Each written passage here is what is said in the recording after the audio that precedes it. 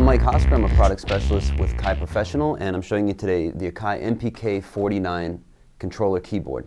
The MPK49 is really a nice controller because it pretty much solves all your problems in one solution. You don't have to really touch the mouse at all to configure anything. You can set up all your parameters here in the edit screen. It's really quick to edit and map your controls on your software.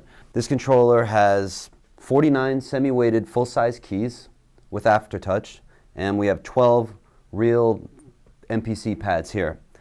This controller also has an arpeggiator with a latch function and transport controls. Over on the right side we have 8 faders, we have 8 knobs, and we have 8 backlit switches as well, with 3 banks. So bank A, we have a total of 24, B 24, and C 24, giving you a total of 72 controllers. We have a pitch bend and a modulation wheel, as well as pedal inputs in the back too. So it's bus powered, or you can power it with an adapter as well. And in our preset screen, I've gone ahead and selected Reason.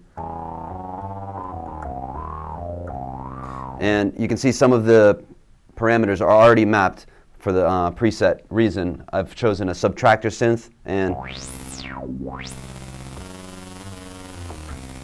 I don't have to worry about mapping anything. There's also a preset for Cubase, Sonar, Live, some Arturier synths, Rob Papin synths. There's many presets, and there's also a total of 30, so if you want to overwrite them and put your own presets in, you can do that as well.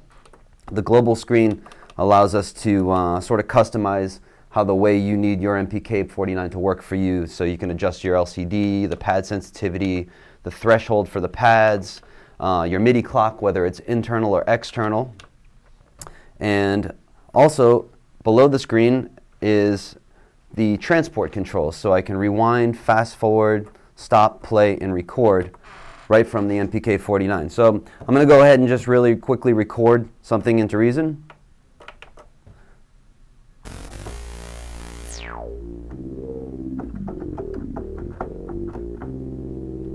So I'm going to go ahead and stop it and play it back.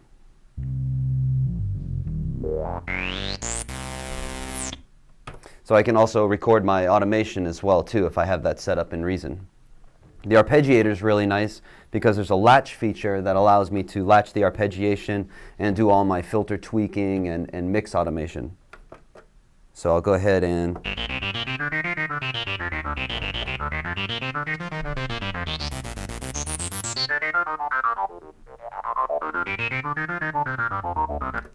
so aside from being able to latch the arpeggiation, I can actually, on the controller, change the time division of the arpeggiation too. So I'll go ahead and play an arpeggiation.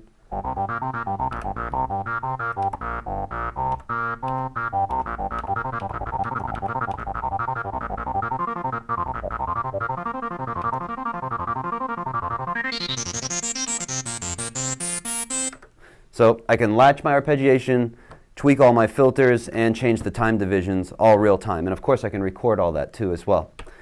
The pads I have set right now to play some of the notes in the subtractor synth in Reason, but there's also a note repeat for that as well.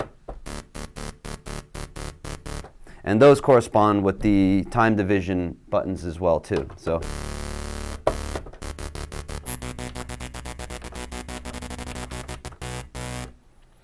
I can also set my pads to full level. So if I want to trigger things according to velocity, I can do that as well too. There's a 12 level button here that is very similar to the MPCs that allows me to map the pads to trigger different parameters according to velocity strikes. In our edits page, we simply just click edit here and move one of the controllers and click the encoder, and you're ready to start editing that controller. So all your data values here right on the screen. There's a tap tempo button, and there's an octave down and up button too for getting the full range of notes on your keyboard.